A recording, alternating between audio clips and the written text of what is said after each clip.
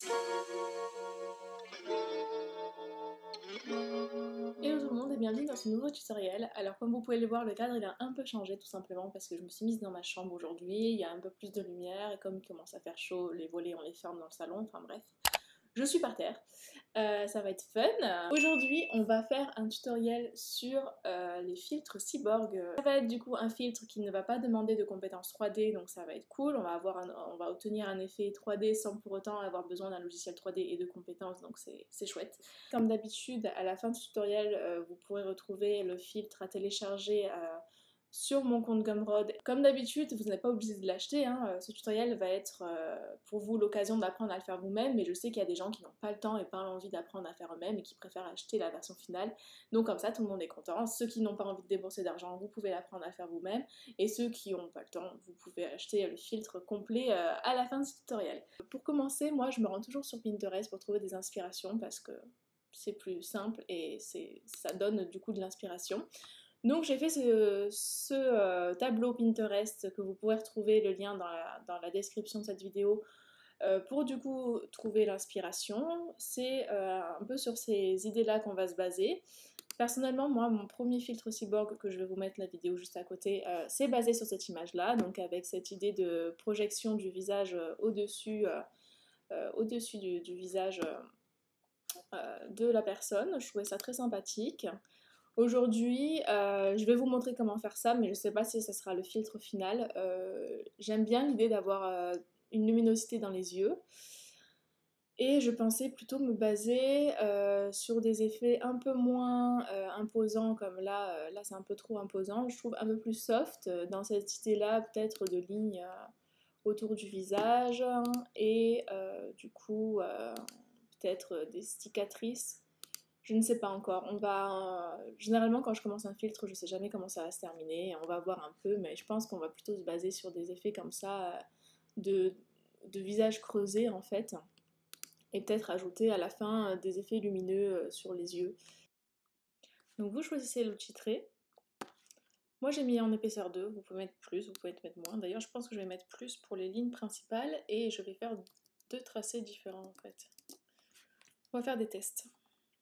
Alors, vous appuyez sur du coup clic gauche et vous faites glisser selon l'endroit où vous souhaitez le faire partir. Vous faites que d'un côté, ça sert à rien de faire l'autre côté, vous allez faire un miroir et comme ça vous ne travaillez pas deux fois plus.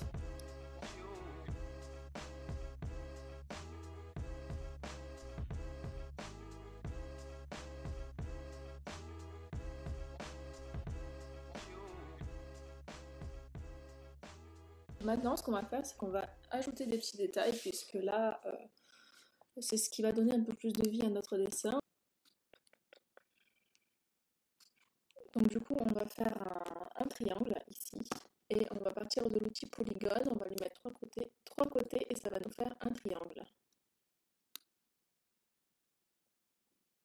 Hop, du coup, ça m'a fait une nouvelle forme. Édition, transformation, rotation, puisque là, je vais essayer de la mettre là. Tac, tac. Après, édition, transformation manuelle. Et voilà, vous allez pouvoir adapter le triangle selon vos besoins. Tac, tac. Voilà, ça nous fait une jointure. Je vais le faire un peu plus petit, je pense.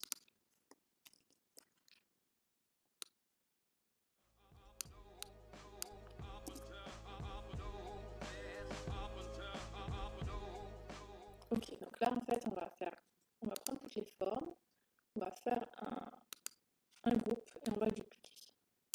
À partir de là ce sera mieux. Transformation symétrie axe horizontal, tac. Alors pour éviter ça, il faut que vous fassiez sélection automatique groupe. Et là du coup on a la symétrie, ce qui fait qu'on va devoir régler quelques soucis. Donc là déjà ce que je souhaitais faire c'est rajouter un rectangle pour faire une jointure ici. On va faire hop, au-dessus rectangle.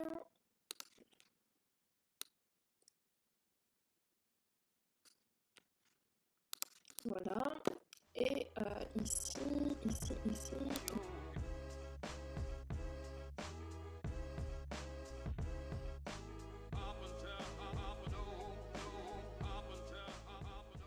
fois que vous avez fini votre motif comme moi, vous avez juste à désélectionner l'arrière-plan et à du coup faire fichier exportation en PNG et vous avez votre fichier de terminé.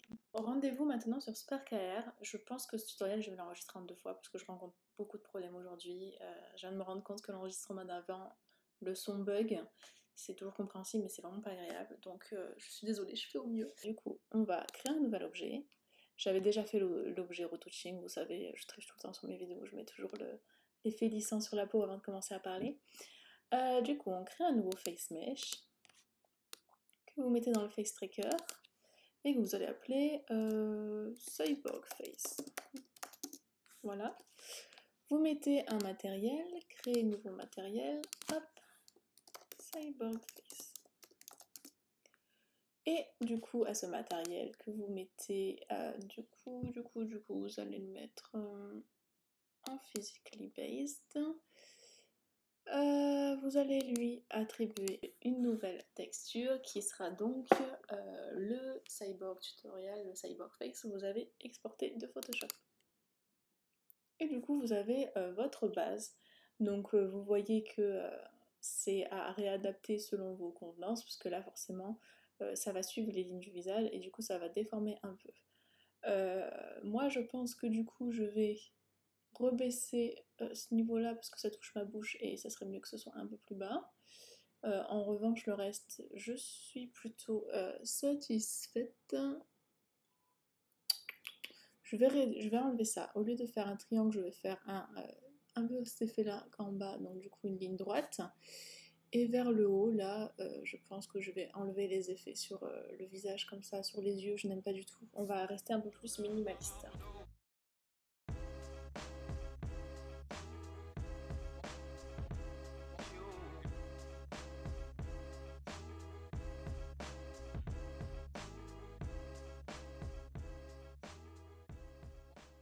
Je suis vraiment pas satisfaite.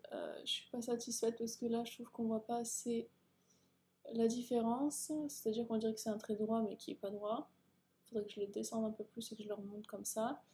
Et là, sur le nez, c'est trop moche. Hein. Ça fait pas du tout joli. Je crois que sur l'ancien que j'avais fait un triangle à l'envers. On va essayer, on va essayer. Bon, me revoilà après quelques jours de pause avec mon petit chat en invité. Et comme vous pouvez le voir, du coup, j'ai avancé en off sur les lignes du coup qui font un effet cyborg sur le visage, tout simplement parce que j'ai vraiment galéré à trouver un assemblage qui me convenait. Donc je vous invite à essayer plusieurs choses, à faire des allers-retours entre Photoshop et le logiciel pour avoir le résultat que vous souhaitez. Et voilà, de voir comment ça s'adapte au visage avec la déformation directement sur SparkAR. Donc moi, vous voyez, j'ai un peu abandonné l'idée de faire quelque chose ici, de faire une ligne sur l'œil, c'était trop déformé, j'aimais pas, donc je suis restée sur quelque chose d'assez simple, mais qui fonctionne, donc écoutez, on va rester sur ça. Donc maintenant, j'ai envie de donner l'effet que j'avais donné à mon filtre cyborg que vous allez voir ici. En fait, c'est l'effet de visage un peu holographique qu'on va avoir par-dessus notre visage. Et en fait, c'est une idée toute simple que j'ai eue la dernière fois. Du coup, je vais vous montrer comment j'ai fait. Alors, on va ajouter un objet, donc qui est un face mesh. Ce face mesh, on va y ajouter un matériel. Holo.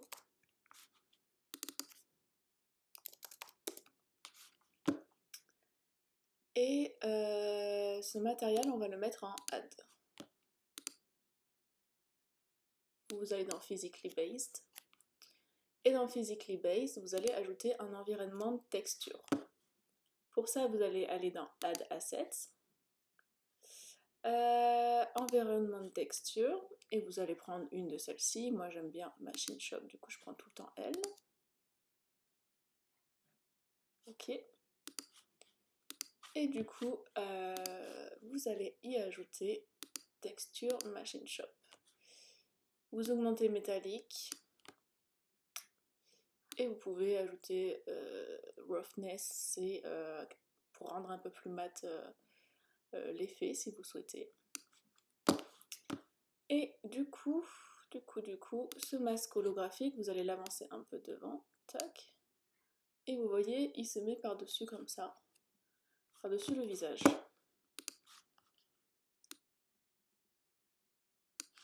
Donc vous pouvez réduire l'opacité, et vous voyez, ça donne un peu cet effet-là. Alors juste ici, voilà, vous allez l'ajouter du coup sur, sur texture. Vous n'êtes pas obligé, hein, mais ça rend l'holographique un peu moins brut, vous voyez. Ça fait moins l'effet de masque, là ça fait un peu plus fondu dans la masse en fait, on va dire. Donc vous avez vos petits effets là, si vous voulez, vous pouvez toujours le rapprocher un peu plus. C'est comme vous souhaitez en fait. Je vais juste rendre invisible du coup ce face mesh pour l'instant parce qu'on va se baser sur l'effet simple du coup du tutoriel. Donc on va rajouter un face mesh qu'on va appeler métallique. Et sur le même principe que, l'effet holographique, on va mettre un effet lisse sur la peau, un effet un peu plastique, comme on pourrait imaginer un robot avoir en fait, tout simplement. Donc vous allez dans Physically Based, métallique, roughness, vous le changez selon vos envies et vous ajoutez Add. Donc vous avez votre base, n'oubliez pas de mettre Face Mesh Mask, là ce sera vraiment important. Et pour rendre ça un peu plus métallique, vous allez réajouter votre Machine Shop. Vous mettez celui que vous voulez, il y a plein d'environnements de texture, vous choisissez celui qui vous convient le mieux. Moi j'aime bien celui-là, donc du coup je vais rester sur celui-là. Maintenant on va essayer de pousser ça un peu plus, sachant que je voulais donner aux lignes cyborg une profondeur. Et je vais vous montrer comment on fait ça sur Photoshop. Du coup nous revoilà sur Photoshop. Alors il faut que vous vous basiez sur du coup les lignes que vous aviez faites pour votre filtre. Donc pour ça, il vous suffit d'ouvrir votre fichier en PNG, vous recréez un nouveau calque que vous mettez en dessous les lignes et vous le mettez sur fond blanc. Vous avez votre fond blanc, vous allez aplatir l'image, calque aplatir l'image, et dans filtre, vous allez aller dans l'outil 3D et générer une carte de normale. Donc pour vous expliquer un peu rapidement, les normales, c'est ce qui va vous donner un effet de profondeur dans vos fichiers. En fait, c'est un peu ce qu'on utilise dans la 3D pour faire les textures et pour donner un effet de profondeur. Donc là, vous voyez que l'effet, il va être en volume, c'est-à-dire que si on touchait les lignes, on sentirait la ligne en relief en fait. Donc nous, c'est pas ce qu'on veut, on veut que ce soit plutôt en profondeur pour donner cette impression de pièces détachées au niveau du visage. Donc on fait inverser la hauteur, et là, du coup, ça rentre en profondeur, et c'est ce qu'on recherche. Donc une fois que vous avez ça, vous faites OK, vous faites fichier, exportation au format PNG et vous l'enregistrez dans votre fichier.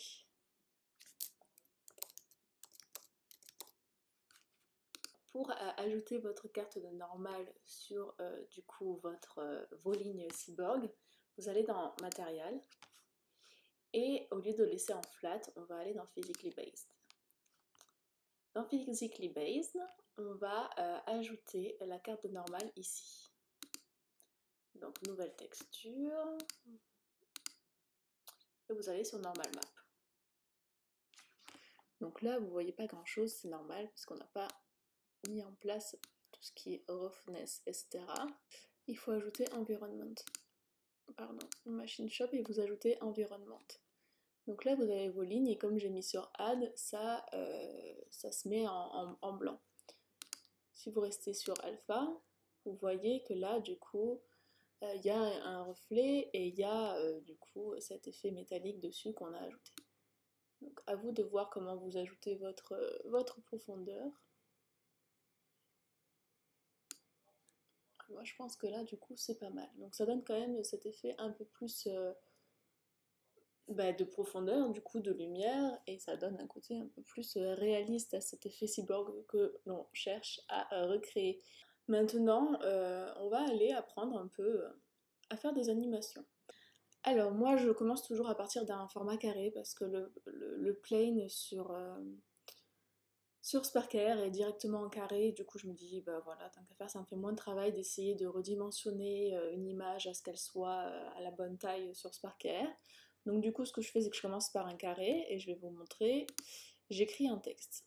J'écris un texte plus ou moins long, donc voilà pour vous donner, je vais faire n'importe quoi, j'ai marqué follow me on Instagram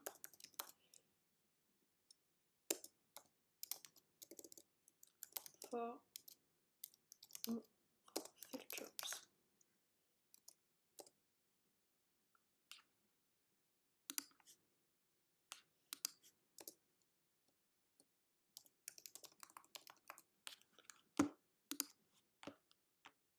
Ok, donc vous avez votre texte, là vous êtes un peu dans un univers futuristique, cyborg, etc.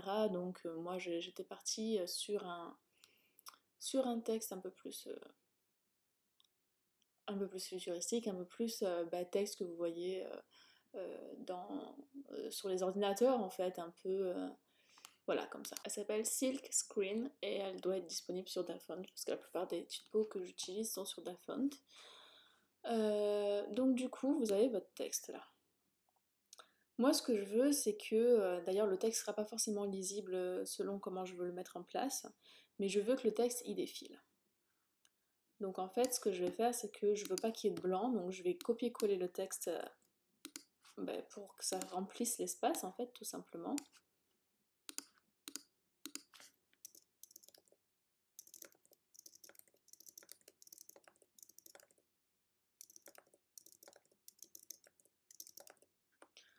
Voilà, donc en fait, vous avez du coup, votre texte. C'est important d'avoir un fond noir puisque ici, ou alors vous avez carrément votre fond transparent, c'est comme vous préférez. Moi, du coup, j'utilise le fond noir, c'est comme vous voulez. Vous choisissez la couleur que vous souhaitez mettre à votre texte. Moi, je vais rester sur, allez hop, du vert un peu, voilà. Et en fait, pour créer une animation, c'est tout simple, c'est comme quand on dessine en fait, c'est qu'on va faire du coup image par image, tout simplement. Donc là, vous avez votre première image, ou votre fichier exportation PNG. Du coup, moi avant, quand même, je vous conseille, si c'est vraiment une image, ben là, je vais le mettre au niveau de l'œil, donc ça va être très très très petit. Vous pouvez réduire l'image beaucoup, vous pouvez la mettre à 300, et ça suffira en fait. C'est juste que si vous le laissez en trop grand, ça va prendre beaucoup d'espace sur votre plan de travail, et du coup, vous allez pas pouvoir mettre beaucoup de choses dans votre projet. Le mieux, c'est d'avoir le moins de place possible prise dans le projet. Donc là, vous avez votre texte, vous faites exportation au format PNG. Dans votre fichier, hop, numéro 1. Après, numéro 2, vous avancez avec la flèche de votre clavier. Voilà, hop. 2. Moi, je fais ligne par ligne, après vous faites comme vous le souhaitez. 3.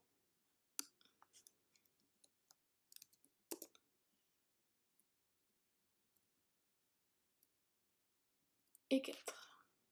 Donc là, si j'ai bien fait, je n'ai pas besoin de faire plus d'images parce que vous voyez, ça recommence là. En fait, ça recommence au même niveau où j'ai lancé, où j'ai fait ma première capture d'écran, ma première image. Donc du coup, ça va se mettre en boucle en fait. Donc vous n'avez pas besoin de faire 20 images quand vous pouvez en faire 4. Voilà, une fois de plus, on rentabilise l'espace.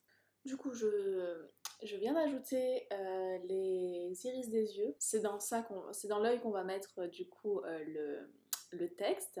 Donc je vous invite à voir le tutoriel sur changer la couleur des yeux. Ça, c'est exactement le même principe, hein. Je vous laisse voir et vous avez dans le i ou dans la description, vous avez le lien direct. Je ne veux pas vous expliquer. Et du coup, pour changer ça, eh bien, vous allez tout simplement dans l'iris, vous avez le matériel qui s'appelle Lambert. Du coup, vous pouvez ajouter une animation séquence. Donc dans Texture, vous faites New Animation Sequence et vous faites New Image Texture. Là, vous exportez vos 4 textures. Et vous avez du coup, vous voyez le texte qui défile. Ce texte, comme il est sur fond noir, il faut le mettre sur Add. Et vous voyez, ça défile dans les yeux. Donc vous n'êtes pas obligé de les mettre sur les deux iris. Moi j'ai fait les deux, mais d'ailleurs j'en ai enlevé une. Je trouve que ça fait mieux sur une. Voilà, vous avez votre iris. Et on peut imaginer rajouter un plane, comme si du coup le texte était projeté en face. J'ai fait n'importe quoi, c'est pas ça qu'il fallait que je fasse. On va ajouter un plane qui sera dans le face tracker pour qu'il suive le mouvement du visage. Et on va ajouter le matériel du coup Lambert. C'est le texte qu'on vient de mettre. Donc là, vous pouvez lire le texte, après vous pouvez le réduire selon votre envie. Genre, moi, si j'ai envie de le mettre à 0,5, je le mets en 0,5. Hop, tac, tac et tac. Et vous pouvez le placer vers l'œil, comme ça.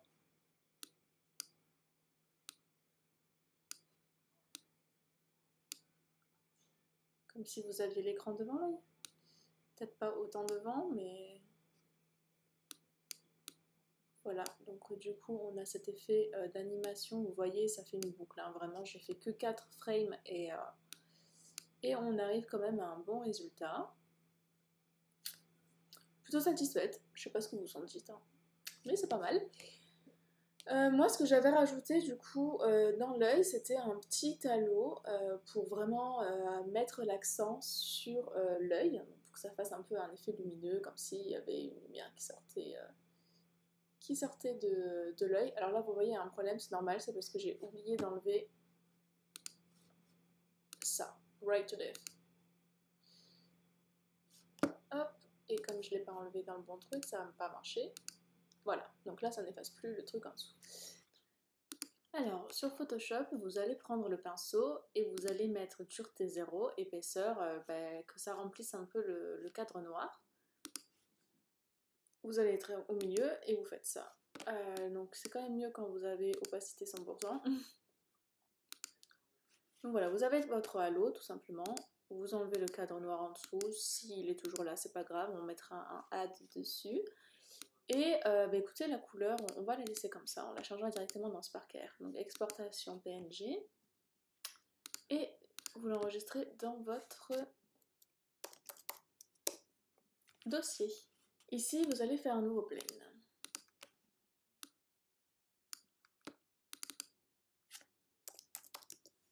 Hop, un nouveau matériel.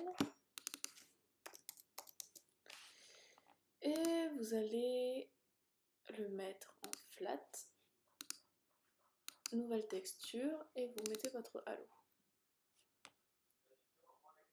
Ici, vous avez la couleur que vous pouvez changer selon votre choix. Donc on va rester dans le vert, moi j'aime bien ça va rester en concordance. Et vous allez le mettre sur Add. Sur Halo, vous bougez. Ici, une fois de plus, vous allez décocher White to Death. Et vous voyez que le plane, il est beaucoup trop grand. Donc du coup, on va réduire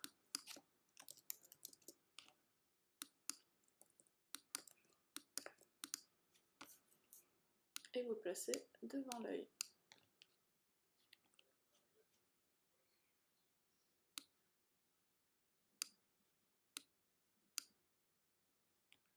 Voilà, vous pouvez réduire l'opacité pour qu'on puisse quand même lire le texte en dessous.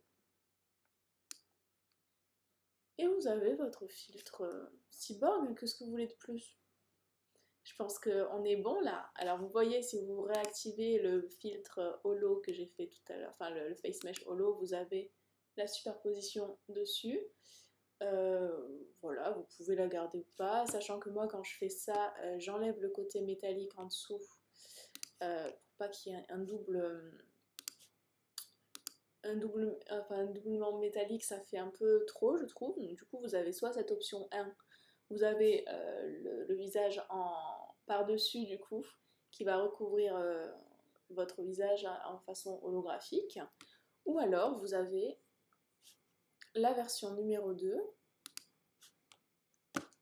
où on enlève le holo et vous avez quelque chose d'un peu plus simple et d'un peu plus épuré. C'est comme vous voulez. Vous pouvez à ce filtre ajouter un fond un peu plus futuristique, ajouter un LUT, ajouter des effets d'animation, de couleurs, etc. Je pense que le reste, ça dépend de vous et vous avez quand même les bases de ce que vous pouvez faire avec le cyborg. Je ne vais pas m'étaler un peu plus, je pense que le tutoriel il est assez long comme ça.